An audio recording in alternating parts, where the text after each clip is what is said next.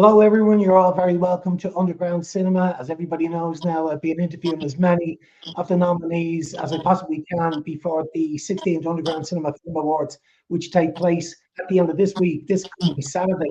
I think this is the 30th interview I've done. Some say they keep the best to last. Jason and I go back so long together because he was there at the very start at Underground Cinema. It was the very first feature film we screened at Underground Cinema. Was one of Jason's films, and all the shorts that he's directed over the years. He's always been very good to us, and he's always sent them into us. So we're huge fans of his work over the years.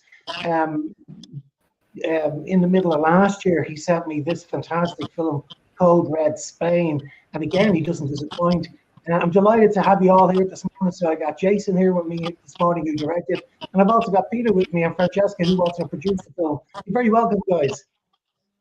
Thank you very much. Thank you very much.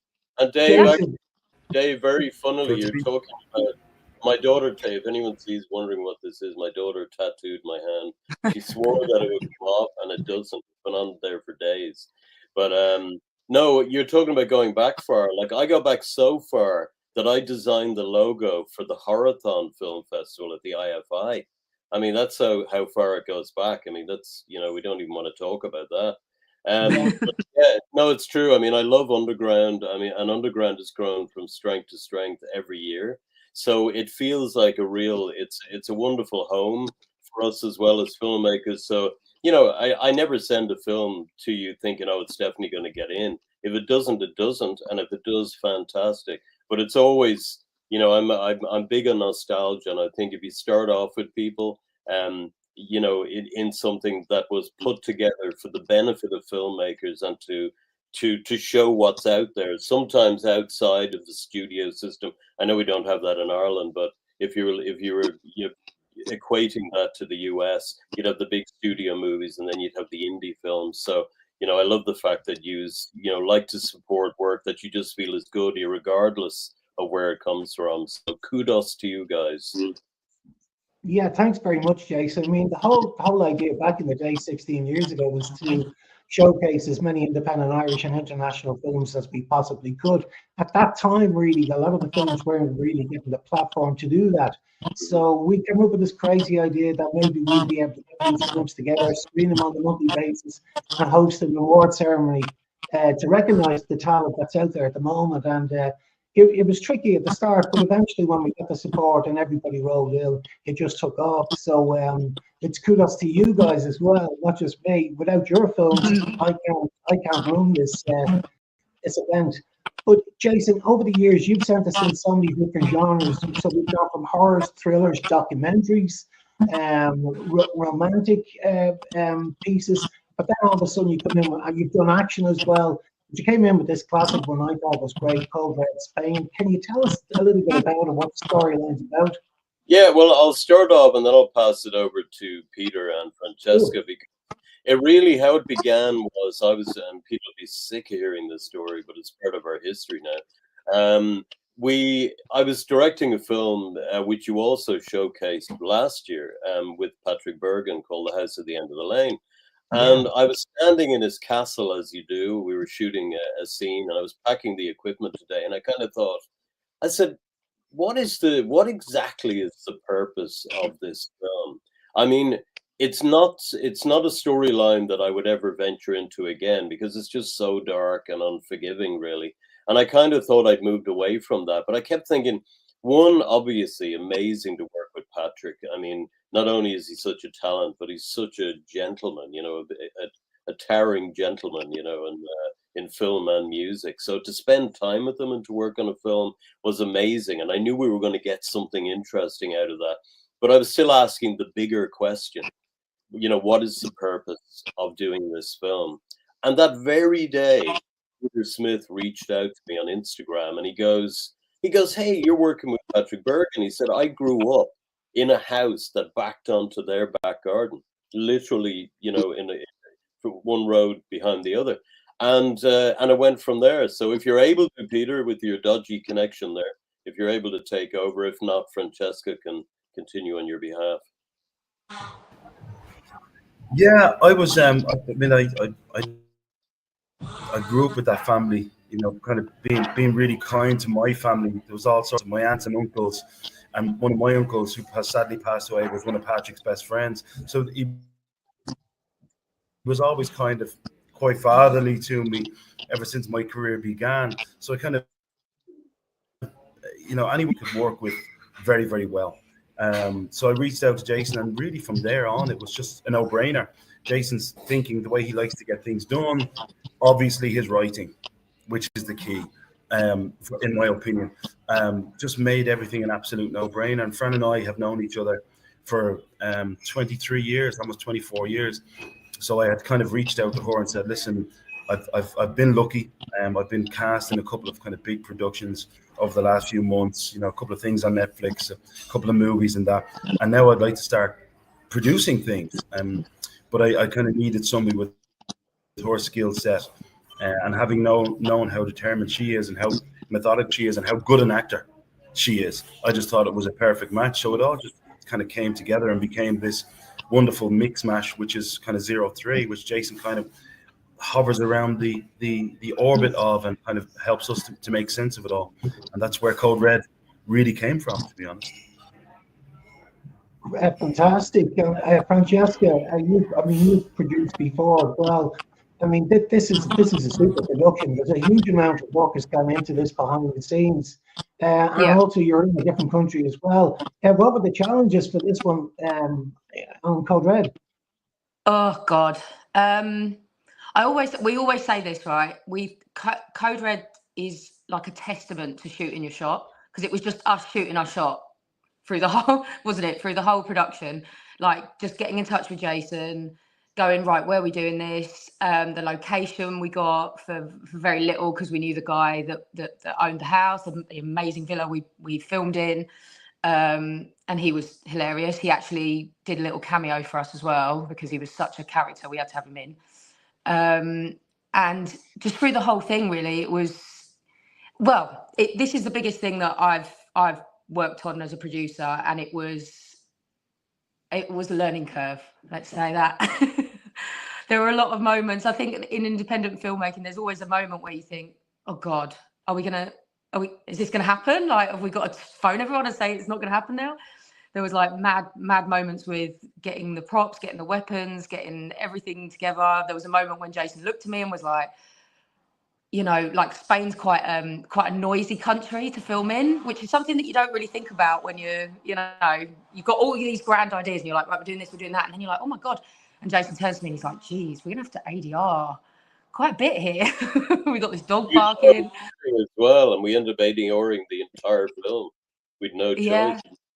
It was literally parrots. It was either parrots or dogs. And at one point I said something quite funny, I think, which I cannot repeat here, which always laugh. There you go. Didn't even say it and she laughed. We'll tell you off camera. But just it became very frustrating, and I realized halfway in, how am I going to break it to the guys? We're going to need to ADR the entire film. But they did an amazing job. They ended up doing it in one day. They ADR the entire film in one day. Yeah. It was, yeah. Well, it was over a couple of days anyway. But I think you got certain actors in that did all their work in one day, didn't they? They were like in and out. And, like I think Paul Starks, it was very funny at the footage I saw of him doing his. That was going to be a major challenge for us, but it turned out being something that worked for the film, because we were able to then blend in all of and totally create a new background, because we had to recreate every single sound in the film. There isn't one recording in that film that is the original recording. It was all recreated there, which was mental. Wow. That's incredible. And I can remember I was producing In View. That was back in 2017. And another filmmaker that I knew very well, his name is Kevin Glynn. He was directing his very first feature as well. Stephen Berkoff was in it, actually. And we used to keep in touch because I was producing at the same time he was directing. So when I was driving to a location, I'd phone him to see how he was getting on. And I can remember one day he told me that the sound is an absolute disaster. Location sound, he has so many problems with it that he's going to have to ADR the whole film. And I just couldn't believe it. The amount of work that went into to getting the sound right on that film was unbelievable. So Jason, that's a first for you. I'd say you never had to do something like that before. But the sound sounds great on it. I just wouldn't mind picking up on it. I did do that before when I did a film that Bayview and High Flyers at a Pinewood studio took called The Ghost of Winifred Meeks with Lara Belmont out of the War Zone. I ADR'd that entire film as well and created the entire sound because I wanted to be able to build a particular mood in that film and really keep the audience there.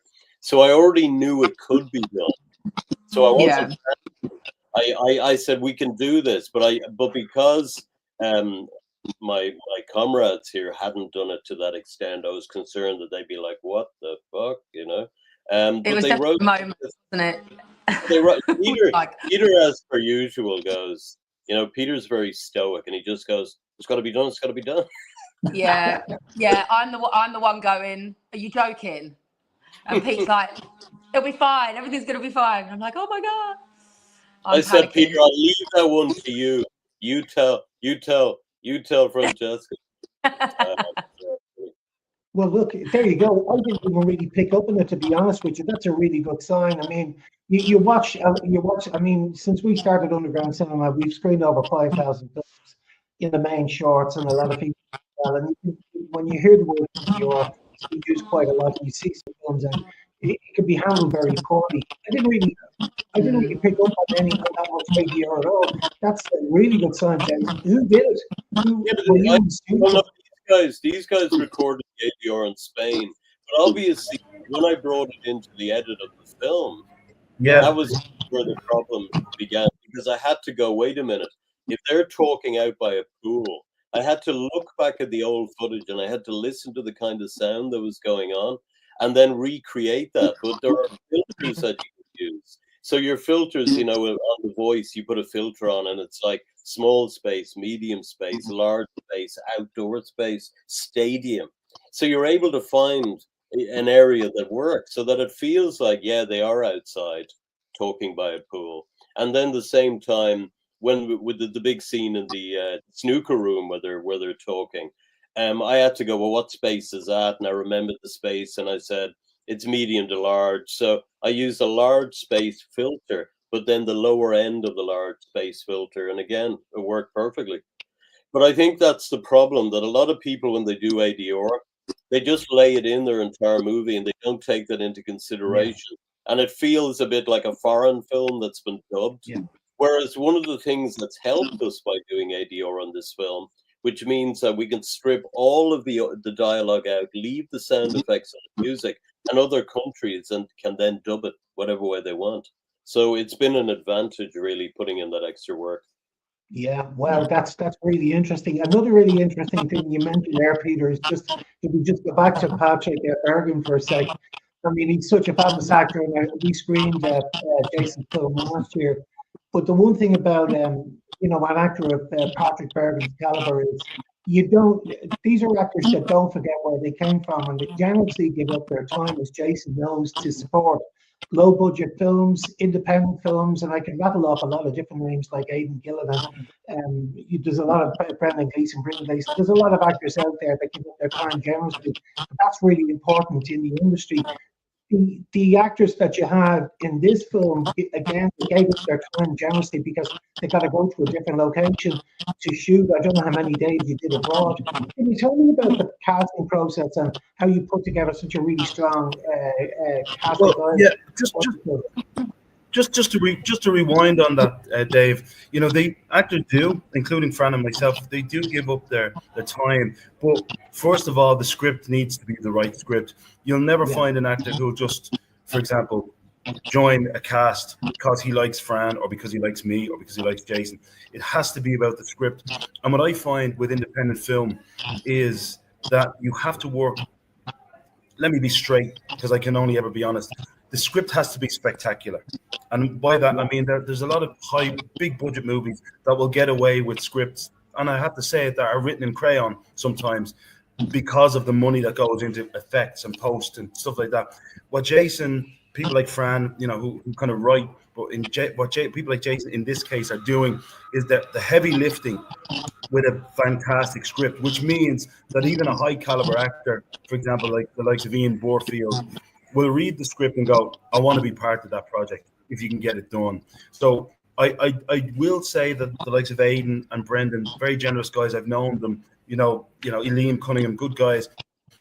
But first of all, the first thing they'll always say to you is, I want to read the script. And Patrick is the same. Jason has written a piece called 12, which we will probably look at filming next year. It's spectacular. But again, it was all about the writing. So we've people like Hilda Faye from House of Guinness and all these wonderful people. But the first question that they will ask you, Dave, can I see a copy of the script? Can I see the character you want me to play?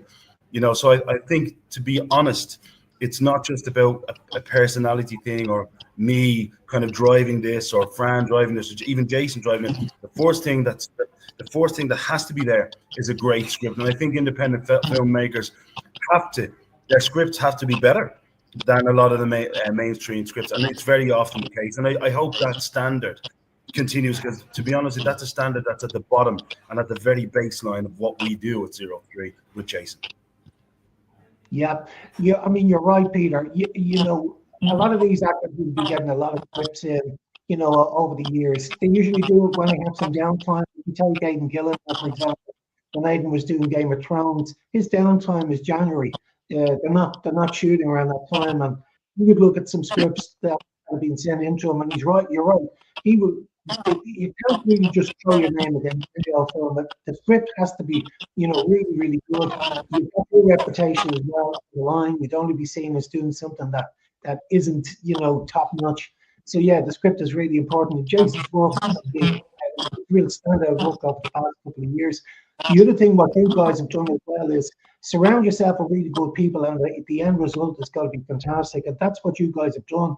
You're a very good team. You seem to work really well together, and you've got each other back. Nothing seems to fade you. And at the end of the day, the end result is superb, and that's what's happened with this film. Well, Dave, funny you should say then. Again, it goes back to Peter and Francesca. I'll write a script, and usually, a lot of the time I'm writing a script, and I've already written the main character for Peter because I love working with him. And then I'm like trying to write the main female character, Francesca, and she'll either go, I'm too busy, guys, or I'm going to be producing one at a time. And I'm like, yeah, that's the role. That's your role. So think about it, right? So I'll always try and do that because, again, as you say, if you're working with really good people, then why try and change that? Let's keep developing together. But what Peter and Fran are really good at as well, they're very good at casting. So when I wrote 12, for example, and I'd written the role for Peter as this tough black Dublin detective who's hunting a serial killer basically, and that's the basic premise.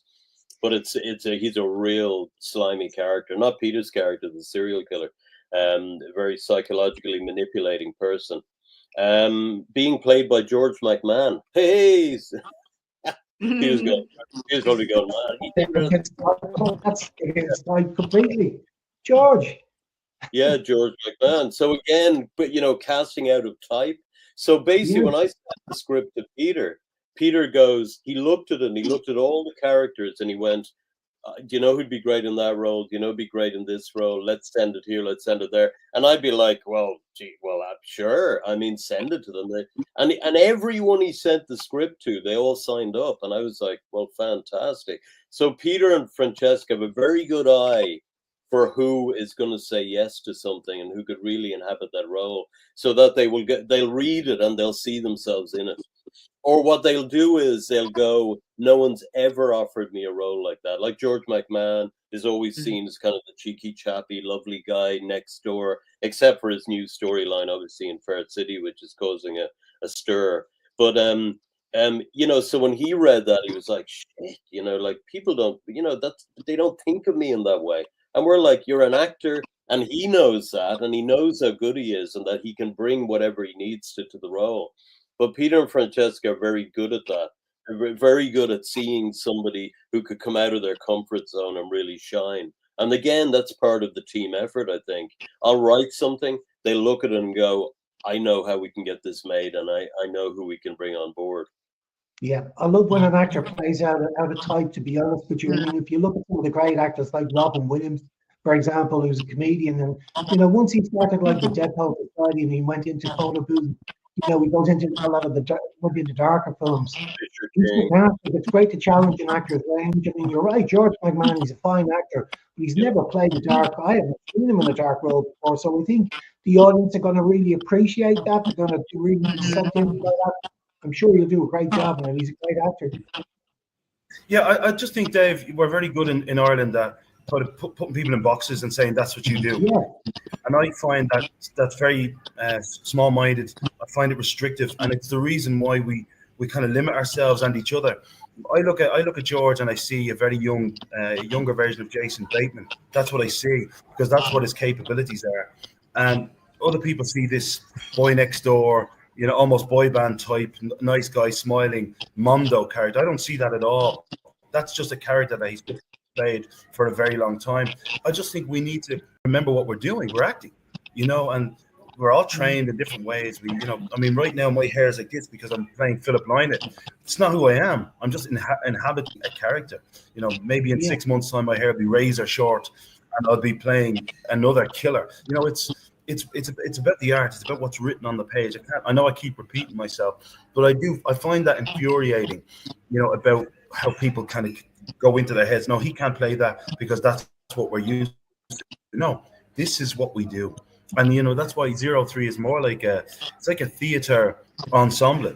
We wanted to build this kind of cast of people that we know and that we trust, that we can kind of play musical chairs with them.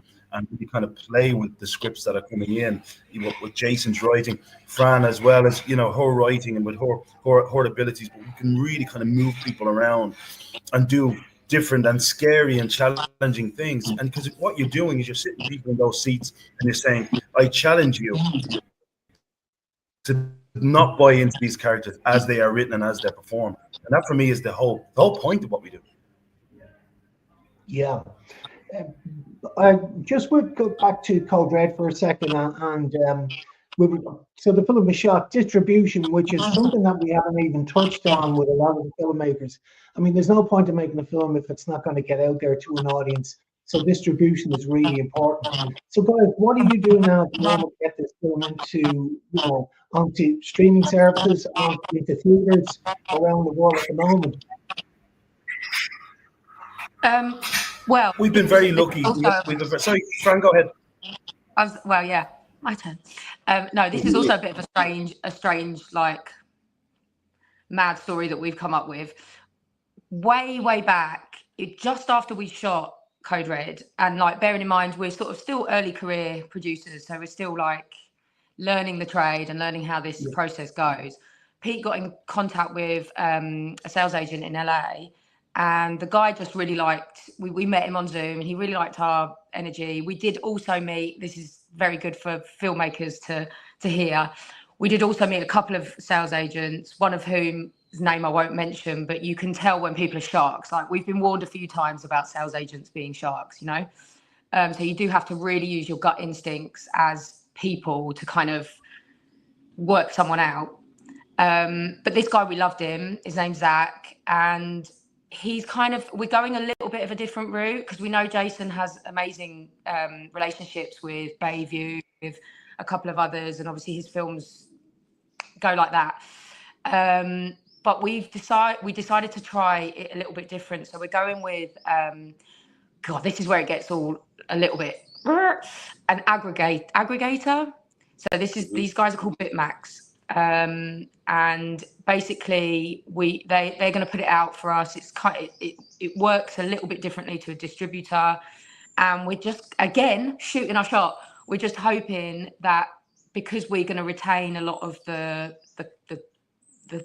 comeback, the back end, we hope, it's a little bit different. It's a little bit more, I kind of guess, along the lines of, you could compare it to sort of self-publishing. But because we've got our sales agent on it, he's got a really interesting way of working. Like, he spoke to us and he was like, you know what, he kind of gathered what we were like. We kind of want to try to go a new way, as opposed to the sort of old gatekeepers of the industry, you know? We want to give it a shot, is basically what we're trying with this. So we'll see. But Is We have our there an element of, is there an element, sorry to cut across you, Fran, is there an element of self-distribution here? Is that what we're saying? No, I mean we're not really involved in it. I mean, Zach and then Bitmax kind of passed to the usual channels, so it'll be on all of the normal channels. It's just I think, if I'm being honest with you, it's a bit of a risk as well, because we did have an option to go with one of the bigger houses, and you know you lose an awful lot of, you lose a huge percentage when you go with the bigger houses. But there are advantages and disadvantages to that. And I think because we have a lot on the slate, we'll make a lot of films hopefully over the next 5 to 10 years. We'll probably go different directions with them rather than tie ourselves to any one. And I just think what my thing is, I'm an actor, we're producers, we listen to the experts. We don't kind of have an opinion. We're not like, this is what we're.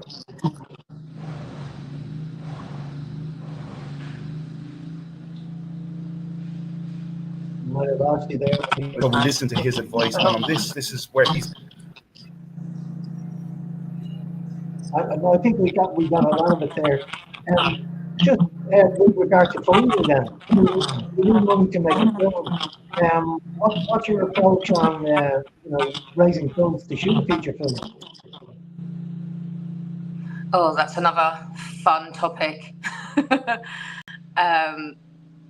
This was beg, borrow, and steal with Code Red. It really was. It was a real labour of love for a lot of people. And like going back to what you're saying about casting, a lot of the people that we got on Code Red were, they were still getting their fair dues. That's something that's really important to us all as creatives, obviously. But a lot of them put in way, way more work and effort and love and everything than if you just got someone through an agency.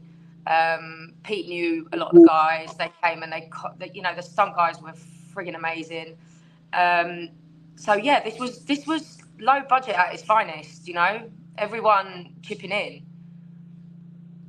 Ourselves included. It's funny, Dave, actually, because you were talking about my very first day filming in Spain, and the first guy who came in, and I was kind of looking at Peter and going, the guy was really ebullient, and he was like, hey guys, and kissing everybody. I thought, who the hell is this guy, right? And Peter just looked at me and he goes, be okay. And the guy knocked it out of the park. He played this cop who had been kidnapped for and tortured for information. And he just knocked it out of the park. At the end, he's like, thanks, guys. See you later. I'm off. And I'm like, what the hell was that? Yeah, that's a funny one. That was Salva Rosero. He's the lead singer of a very famous band in Spain called Lax and Busto. But his background is theatre acting. So I knew there was a big performance in there somewhere. Jason had earmarked him because he's a really handsome guy. He had earmarked him for something else, and it just wasn't right. But this particular part, because he's had the absolute crap knocked out of him. He's heavily made up. He just was perfect for it, and he gave us that. He kind of, as Jason alluded to, he switched off that larger-than-life persona and switched on to that downbeat cop who just knows he's going to die, basically, and just gave us an unbelievable film. So yeah, stuff like that really worked. But it made me feel very confident about the production then, because I thought, this is the very first day, and it's somebody I've never met. So there was a lot of trust involved in this. But, the only actor I brought to the show was Paul Smart. Because I'd worked with Paul before, and he's done Vikings, Valhalla, Outlander, a lot of stuff. And I knew he was a very solid actor. So I brought him. But again, I had written the role for him because it was it's kind of funny. He's almost like a poster boy for Trump. That's what I always say, with his gun and his gun singing American show tunes, But so he's the only person I brought to it. And so I had to be very trusting. And these guys, they brought it on every level. And even the stunt guys worked for Guy Ritchie, and he brought them along, and they're like, so what do you want us to do, boss? And I said, no, you tell me. And I think that really helped with the stunt guys, because they're used to being told what they have to achieve. And I said, no, you show me something amazing, and I will film it. And they were like, oh, great, let's have some fun. So by the end of it, we had a very, it really felt like a group of friends making a movie and on holidays in Spain. So we walked away from it kind of going, do we make a movie or do we have a holiday in the south of Spain? And then similarly in Manchester, when we had Ian Burfield, it just felt like a kind of a boys' weekend in Manchester, you know, making a movie. And I think that's important. You have to get on with everybody when you're working on stuff. And, you know, you're not saying it isn't hard, because it is hard. It's very difficult making a movie. But if everyone enjoys each other's company and enjoys the process, then you're halfway there to kind of winning, you know, because everyone then, it's like that whole idea of teaching people management skills. You don't tell people they're crap. You tell them what they did well and they want to do better. You go, that was amazing. Why didn't you do that like that? That's amazing. So you have that sense of, every time we do, everyone be sitting around having tea, analyzing what we had done, and then we're on to the next scene. And it went like that. It was a beautiful kind of family vibe, which was orchestrated by Peter in Spain, because he knew all these people and knew it would work. So, you know, anyway. Yeah, I mean, everybody here is using their own contacts and their own talents and their own skills to try and draw as many people and as many favors as you possibly can to make sure that this production gets off the ground, gets shot, and finishes up on everybody's TV screens and the cinema afterwards. So well done. I know there's a huge amount of work that goes into it. I know one knows it better than me. I'm really, and I'm probably drifting off the subject just a little bit as well, but just going back to what Peter's talking about there, about the casting process, about actors in general, and actors picking the right scripts and the right films. And I think this is a really important point. As an actor, I think it's really important that you could get a lot of scripts, you know, on your table or on your desk throughout the year. And I think it's really important, especially as an indie actor as well, to make sure that you're not saying yes to every single project that comes across your table, because if you do, you won't be considered a serious actor at all. I believe that you should be select on what you take up as an actor. Saying there's no harm in saying no. I think that's really important. You didn't say no to this role, Peter, and I don't blame you either. And I know I'm drifting off, but Moonlight, the Philip Lynott Enigma, what a brilliant show. I mean, I've been keeping an eye on it very closely on social media at the moment. That's a dream part, Peter. It really is. Yeah, it's a challenge, you know. From where I'm from, I know a lot of people kind of think, oh God, you know, it's that's easy. You're from Drimna, Philip was from Crumlin, and all that stuff. But you know, it's big boots to fill, and you could easily slip down the cliched route. But for me, you know, there was a big responsibility, you know, to get it right. And of course, what did I do? I made sure when I was offered the role that I could bring in people that I trusted. Jason to direct, Fran to co-produce, and to get the little things right. Make sure that you're surrounded by people that you can trust. Because no man's an island, as you know, Dave. But if you're surrounded by people who you trust and who believe in your abilities, you can drag anything across the line. I have to say, John Merrigan's script is excellent. And the way Jason kind of breaks it down and lets us just be in that simple space, no frills, kind of lets the writing do the heavy lifting and lets those performances, particularly with Pádraig Ó Lynchig, who plays Brendan Behan. It's, you know, there are elements of it being like a two-hander with him, even though there's I think 5 or 6 of us in the cast. You know, Pádraig is so good and so experienced. I mean, he started off, he was the lead in The Courier, that legendary movie with Gabriel Byrne and Patrick Bergin back in '89, and you can see that experience that he has. So you know, you get that trust and that level of, you know, that level of professional learning from me. Every day's a school day with Pádraig. So yeah, again, it comes from, I think Moonlight's been a success because I'm surrounded by people that I trust, know where I can go, know how far we can take it, and we're just all very, very comfortable with each other. So it's another thing I'm really proud of. I mean, listen, if I can't get Philip Lynott right, there's no real hope for anybody. It's where I was raised and everything, but still there are elements of work. And Jason, you know, knowing you, Fran knowing how to push in terms of what weight to take off your shoulders, that really has, I think it's made it what it is, if I'm being honest, that family environment. Yeah, you guys have a big responsibility here to this piece, to be honest with you, because, you know, in the scheme of things, Philip Lynott isn't dead that long. You know, in reality, he's not 50, 60, 70 years old. You know, it's still, the man is still in everybody's, you know, heads. Everybody remembers him, you know. So it's really important that you get the character right. As you know, he was a deeply private man as well, you know.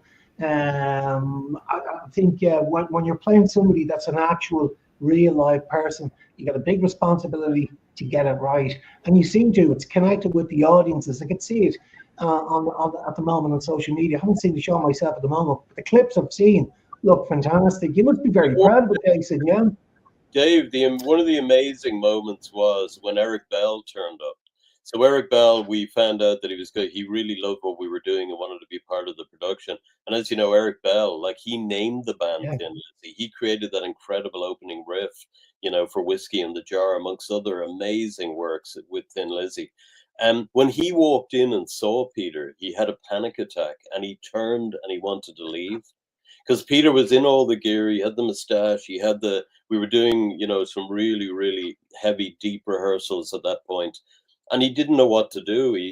But then once he got in the room with Peter, he couldn't leave his side. Everywhere Peter went, he was sitting beside him and talking about the old days as if he was talking to Phil. And a really poignant moment in one of our big shows, one of the last shows we did at Vickard Street, Bruce Shields came up on stage. Now, as you know, Bruce had kicked Phil out of Skid Row back in the day, and so it's always that thing.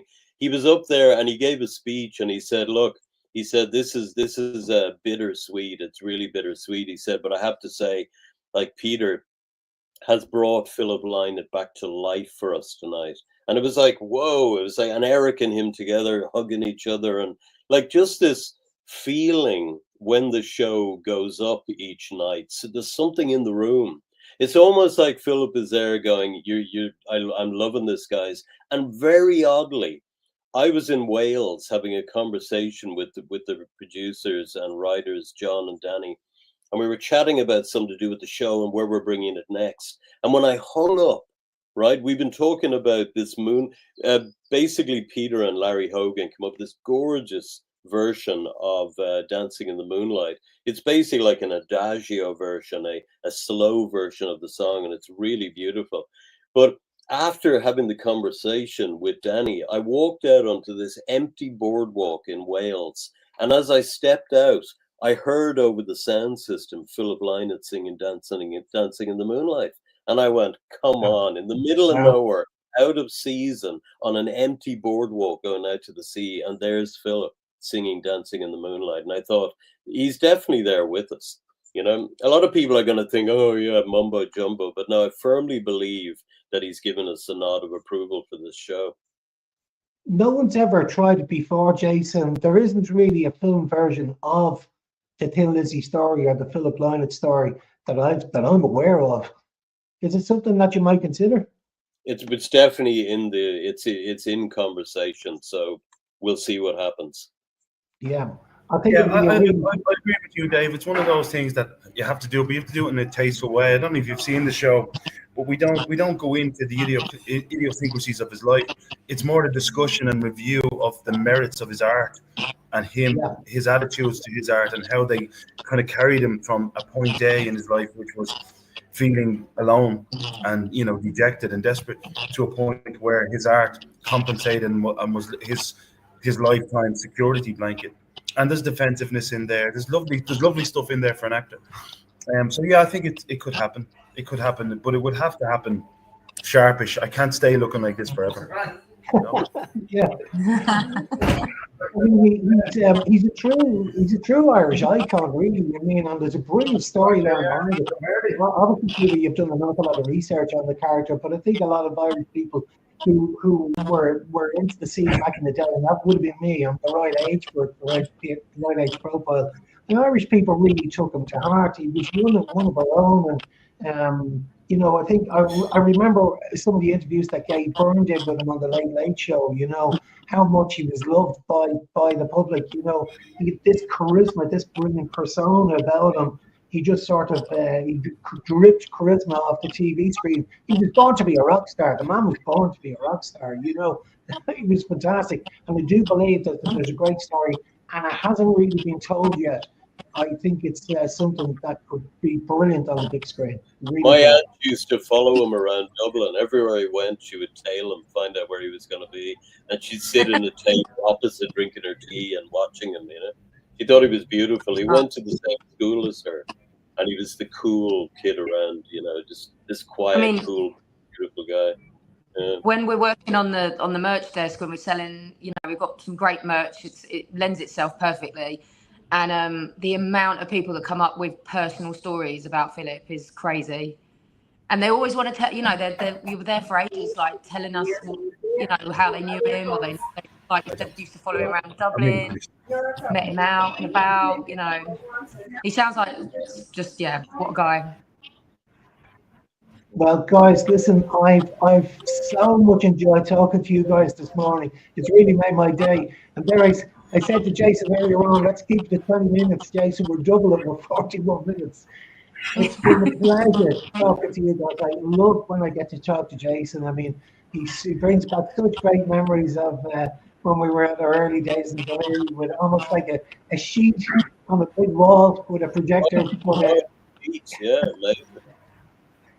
and I really appreciate when he sends his work into us. We enjoyed it so much, and congratulations on the nomination. I know you guys got a recognition during the film festival in September for your producing work. Well done on that, and I can't wait to see what you guys have up your sleeve. It's really exciting. But it won't be long. It won't be long. No. That's great, guys. Well, listen, thanks a million for joining me, and we'll see you all soon. Thanks, Dave. Thank you. Cheers, Dave. Bye-bye.